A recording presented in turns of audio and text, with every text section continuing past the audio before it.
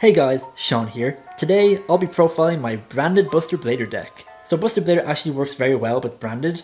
I found a lot of success with this deck on Master Duel. I topped 2 of the Master Duel Challenger Cup tournaments with this. Also I found success with this at locals. So yeah, let's get right into it. Alright, for the monsters we have triple Buster Whelp. It is your main searcher for your Buster Blader stuff. So it can search any Destruction Sword card. You'll usually use this to search your Prologue. You can also tribute these cards, especially summon a Buster Blader from your hand or grave. For this deck though, we're only going to be summoning the retrain of Buster Blader, and you can only do that from the graveyard. However, it's still an essential card for the deck. Next up we have Dragon Buster Destruction Sword.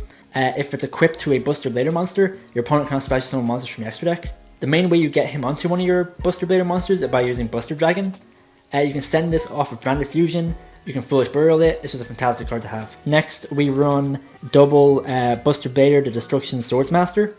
So it's better than the main Buster Blader, I think, because it actually has a good effect. If a monster is destroyed in the field, you can equip it from the graveyard to Buster Blader. Then you can destroy a card that's equipped to Buster Blader to destroy all cards your opponent controls with that type. So it's very good for breaking boards. A lot of decks have consistent types across their main monsters. Also, we can stop certain cards from going to graveyard.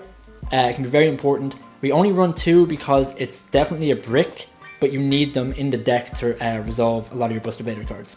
So yeah, we run 2. You can run 3, I guess, but I think 2 is a good. I think 2 is a good ratio to have. Okay, that's it for the Buster Blader engine. Next, we go on to the branded stuff. We have double Fallen of Albaz. Fallen of Albaz is very good because it's a dragon. So when you send it to grave using your branded fusion, you have materials in grave to resolve your Destruction Sword memories. It's also basically just super poly, great card to have in the deck. Triple Aluber searches for any of your branded spell traps. Also, since we run so many fusion monsters in the extra deck, there's a good chance you can use the second effect where it brings itself back from the grave and negates a card in the field. Yep, just run 3 of it.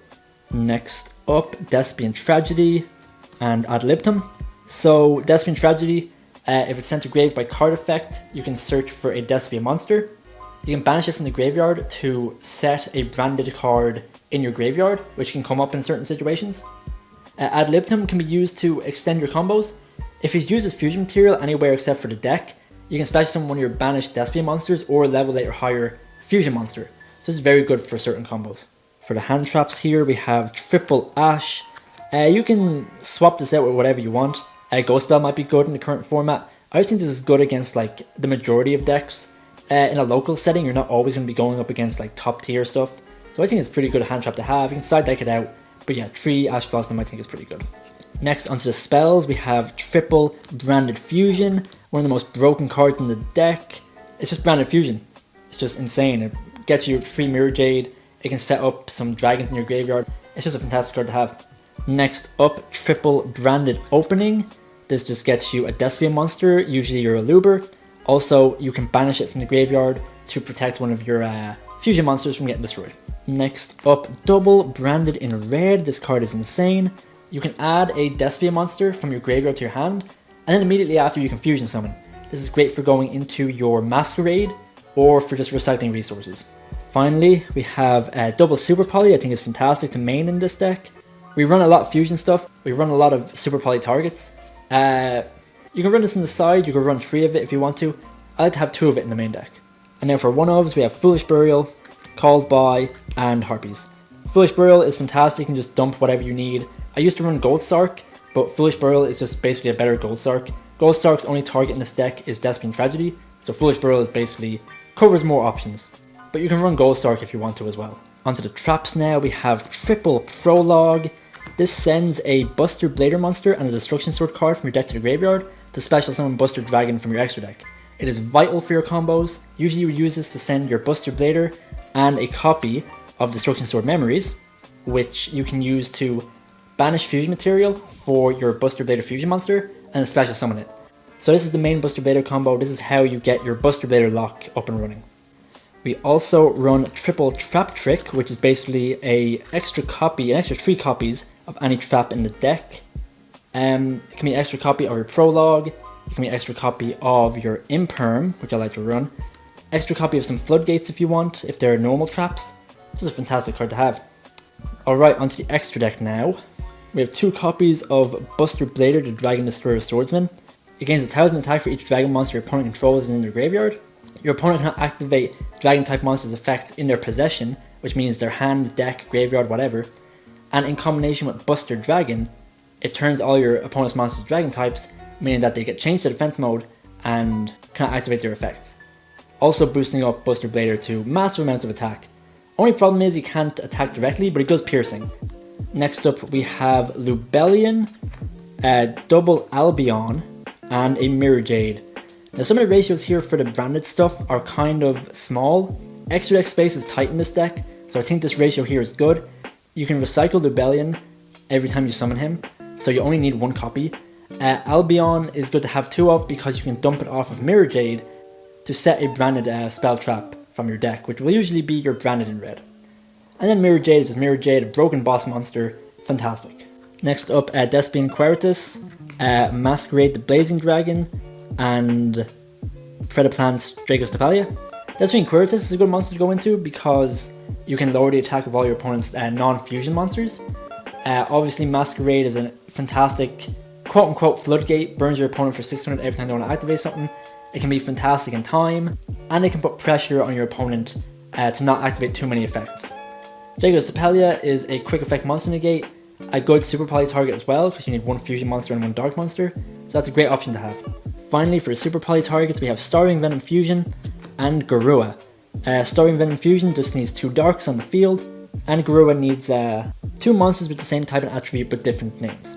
So yeah, just great super poly targets. Garua can be good if you super poly into him and then link him off or send him to the graveyard, you can draw a card. Next up the synchros, we run 2 Buster Dragon. Buster Dragon turns all your opponent's monsters to dragon type. Also, if you do not control a Buster Blader monster, you can special summon 1 from the graveyard. During your opponent's turn, if you have a Buster Blader on the field, you can quick effect target a Destruction Sword card in your graveyard and equip it to a Buster Blader, which is how you get your Dragon Buster Destruction Sword onto your Buster Blader to lock your opponent out of the extra deck. And finally we have Protector Whelp and Linkuriboh.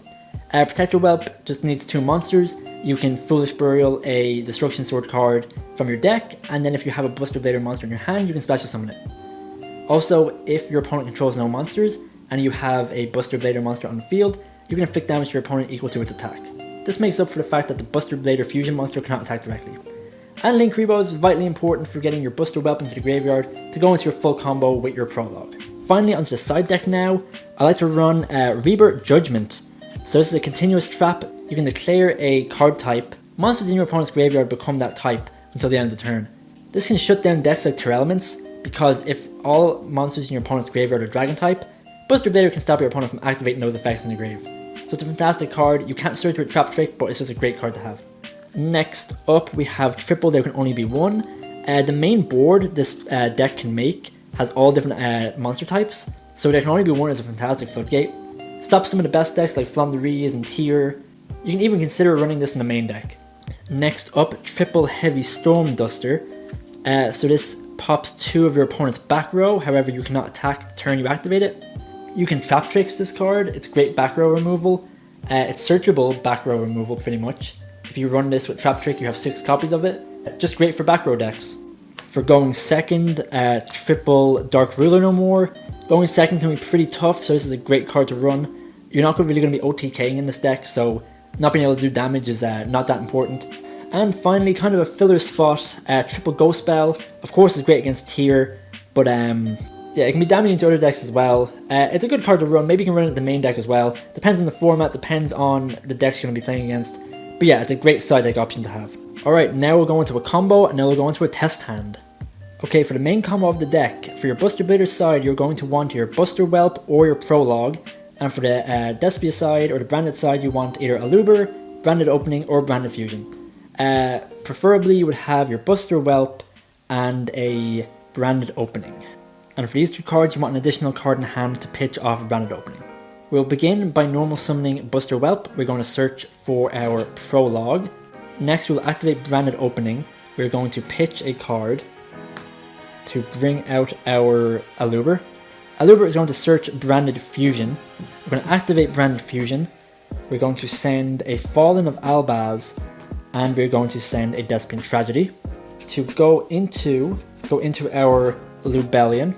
We'll chain one Lubellion, we're going to need a card to pitch off that, then chain 2 Tragedy. Tragedy is going to add us Libitum from deck to hand, and then Lubellion is going to fuse with himself and our Fallen of Albaz in the graveyard. We'll shuffle them both back into the deck to go into our Mirrorjade. We will activate our Mirrorjade. We're going to dump a copy of Albion to the graveyard to banish itself. Now we can go to end phase. During end phase, Albion will set us a Branded in red. We'll pass turn. During our opponent's draw phase, we can activate Branded in red. We can add back our Tragedy and fusion summon using Tragedy and add Libitum to go into our Masquerade. We can then trigger Tragedy again to add a card. We can just add another copy of Aluber. Next we can activate Prologue. So for cost, we are going to dump Destruction Sword Memories and our Buster Blader monster. In the same chain, because that was cost, we can activate the effect of Destruction Sword Memories, banishing it along with Buster Blader and our Albion we sent. Chain resolved, we get to special summon our Buster Blader from the extra deck, and then Prologue will special summon our Buster Dragon. Also, since we used Ad Libitum as fusion material earlier, we were allowed to special summon Mirrorjade back as well. If we were able to get our Dragon Buster Destruction Sword in the graveyard at this point, we would also be able to use Buster Dragon's effect to equip it to our Buster Blader, locking our opponent out of the extra deck. But right now, we are currently turning all our opponent's monsters Dragon type, and negating all of our opponent's Dragon monsters' effects. We have Mirrorjade live, and we also have a Masquerade burning our opponent. Alright, let's do a test hand here. We have Prologue, Ash Blossom, a Dragon Buster Destruction Sword, Imperm, and a Trap Trick. Okay, it's kind of a weird hand, but we can make it work. I'd say our best bet here is to normal summon Dragon Buster. We are going to link it off into a Linkuriboh. We are going to set 1, 2, and 3. We can pass our turn. Opponent's turn, we can just activate Prologue. We will send Destruction Sword Memories and a Buster Blader monster. Now, it kind of sucks here because we have to use our Dragon Buster as fusion material, but we will activate Destruction Sword Memories, banish it along with the fusion material, to go into our Buster Dragon and our Buster Blader, which is a great lock in itself. If we were able to get another dragon in the graveyard, let's say using Foolish Burial, we could be able to activate Buster Dragon's effect, equipping our Dragon Buster Destruction Sword to our Buster Blader, locking our opponent out of the extra deck. Also, we have Infinite Impermanence, and we have a Trap Trick that we can use, maybe to search another Infinite Impermanence if we want to. If you're sighting it in, you could also go into Heavy Storm Buster. And that's it for the deck profile. Overall, Branded Buster Blader actually works out very well. There's a lot of synergy between the two decks. They're both focused on fusion monsters, which is great for the branded side.